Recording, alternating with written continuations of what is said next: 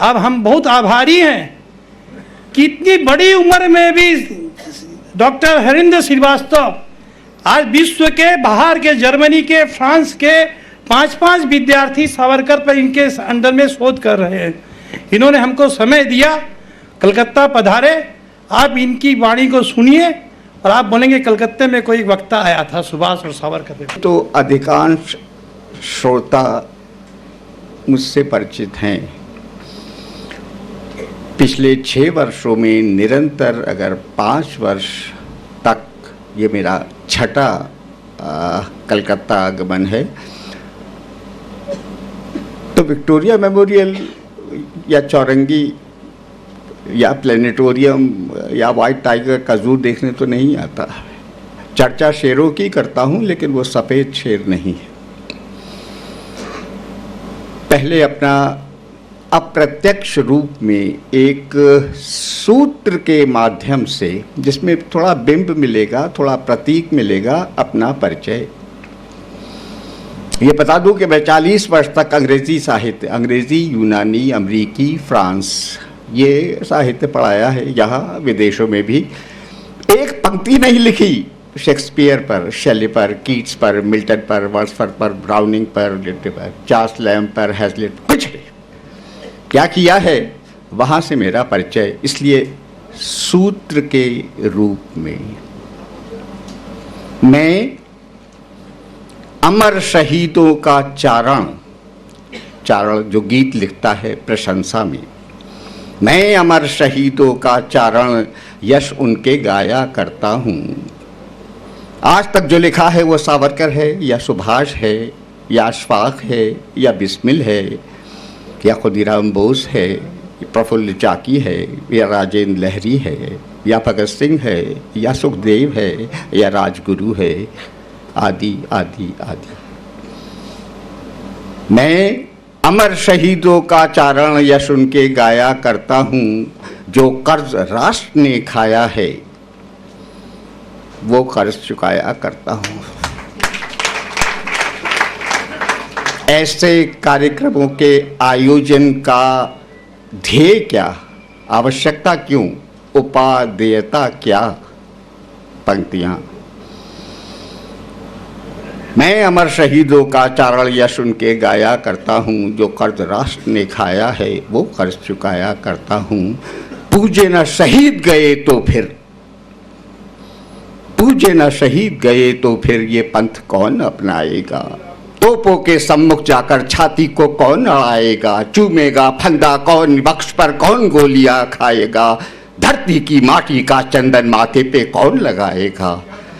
मैं गली गली चौराहे पर यह प्रश्न उठाया करता हूँ, मैं अमर शहीदों का चारण यश उनके गाया करता हूँ। और एक आवश्यक बात, इसमें मैंने ये श्री कृष्ण सरल की पंक्तियां हैं। आजीवन जिसने गरल पिया, वीर रस पे लिखा, 108 पुस्तकें लिखी।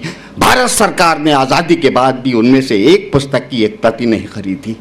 अंततः विवश होकर पत्नी के गहने और मकान बेचकर, उज्जैन से मुंह छुपाकर, उदयपुर और जयपुर के चौराहों पर शाम को खड़े होकर चिल्ला के कहता था, भाई 1 तारीख आ रही है, जो लोन लिया है बैंक से, मित्रों से, वो चुकाना है 1 तारीख को, 500 रुपये महीने की किस्त। अब इस पुस्तक पर 50 रुपये लिखा है, भगत सिंह की पुस्तक पर। अद्भुत है, सब अद्भुत, वीर रस से ओतप्रोत भूषण की शैली में लिखे खंड काव्य, सर से पांव तक आपके स्नायु मंडल में झंझावात लाने या आपकी धमनियों के रक्त प्रवाह में नया उबाल ज्वालामुखी फोड़ने वाली कविताएं नहीं बिकी, नहीं ली। बाद में खड़े होकर कहता था, भाई भगत सिंह 1 रुपए किलो ले लो, पुड़िया बांधने के लिए लो, नमकीन बेचने वालों, चलो सुखदेव 1 रुपए किलो, जो रद्दी का भाव होता था। हर पुस्तक के ऊपर लिखा है, लोगों ने पुस्तकें लिखकर घर बनाए हैं, मैंने घर बेचकर पुस्तकें लिखी है। निरंतर उपेक्षा, अवहेलना, तिरस्कार, अपमान, यही सरकार जो आज तक थी, जिसके रहते हुए वीर सावरकर के 38 साहित्यिक कृतियां 1953 तक प्रतिबंधित रहीं। उन आकाओं का नाम लेके मुंह का स्वाद बिगाड़ू। जिन्होंने सुभाष की एक बहुत ही कुटिल कुचक्र रच के उसको एक षड्यंत्र बनाकर, एक कहानी डालकर, एक दुर्घटना में इन्वॉल्व करके, क्योंकि ऐसी खुजली हो रही थी कुर्सी पकड़ने की जो छठी पीढ़ी के बाद भी मिटी नहीं है, अभी भी निचोड़ के खा जाएं देश को, खा रहे हैं। एक एक गुर्गा जिनका 1,76,000 करोड़ की भूख रखता है, उसके भेड़ियों का कहा। दिल्ली में जाके जो पहला विषय अभी बोलने जा रहा हूँ टीवी इंटरव्यू में, एक तो कल रात आया, वो ये था कि इन बच्चों की छुट्टियां जो चल रही हैं गर्मियों की, और 1 जून के बाद तो पूरा दिल्ली बंद हो जाएगा, इन बच्चों को कहीं मत भेजो, न नैनीताल, न दार्जिलिंग, न शिमला। इनको जैसे पिकनिक कराने ले जाते थे ना, इन सब बच्चों को गर्मियों की छुट्टियों में तिहाड़ ले जाओ और दिखाओ एक नए मानव पशुओं का, भेड़ियों का नया जू।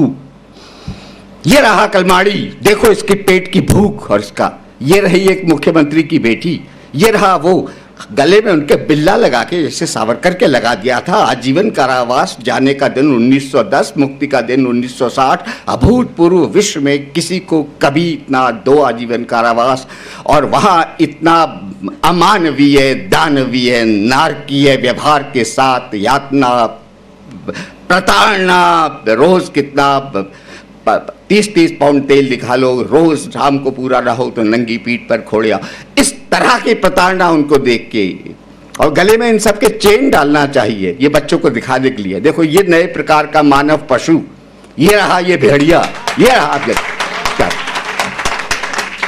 पहले भी मैंने कई बार कहा है, बच्चे जब जब जिद करें जू या म्यूजियम की, उन्हें पार्लियामेंट ले जाओ। ये सब लोग जो जीते जी जू के लायक है, बाद में भूसा भर के म्यूजियम के लायक है। लटका दो इन्हें बना के बॉर्डर्स को। ये चला रहे हैं राष्ट्र जिसपे 280 लोगों पर क्रिमिनल केसेस हैं, वो 554 लोग राष्ट्र चला रहे हैं। आज का प्रसंग नहीं है वो, आज पर ये हार देख के जो 2 प्रसंग मेरे मन में उठे, पहले उन्हें सुने आप। सावरकर को जब जब हार पहनाया जाता था और आजीवन उसका किस प्रताड़ना में, किस पीड़ा में, किस वेदना में, किस अत्याचारों में बीता। ये हार सुभाष बोस के 2 प्रसंग सिंगापुर में है, and John has been there personally present at both the occasions. उनकी परछाई थे बिल्कुल रक्षक के रूप में। सिंगापुर में 44 में 23 जनवरी सुभाष बाबू का जन्मदिन। आईएनए को चाहिए अस्त्र, शस्त्र, संगठन, शक्ति।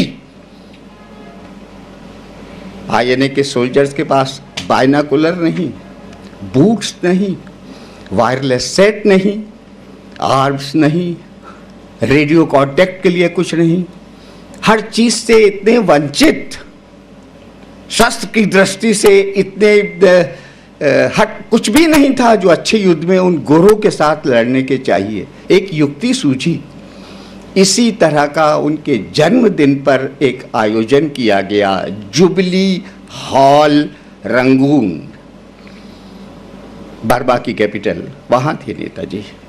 उस जुबली हॉल में आए और उनको एक गेंदे के फूलों का, मेरीगोल्ड, साधारण एक हार पहनाया गया।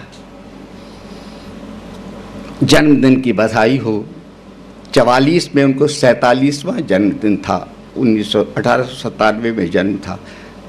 जैसे एक युक्ति, क्या एक बिजली की तरह विचार कौंधा, और नेताजी ने कहा ये हार, इसकी मैं नीलामी करता हूं, मुझे शस्त्र की आवश्यकता है।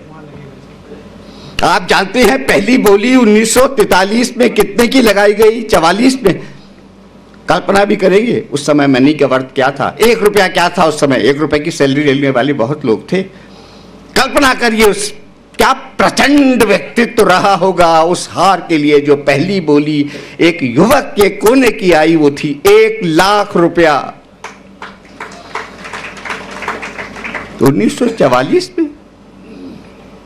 वो खत्म नहीं हुआ कि 1.5 और फिर 2.25, 2 और फिर आई 3 और फिर 3.5 और 4 और वो अंततः जब सब हो गया तो वही लड़का दोबारा उठा। 27 वर्ष का पंजाबी युवक, कोहली उसका नाम था, एक लकड़ी की टाल आसा, फिर खड़ा हुआ, कहा यह खेल तो समाप्त नहीं होगा।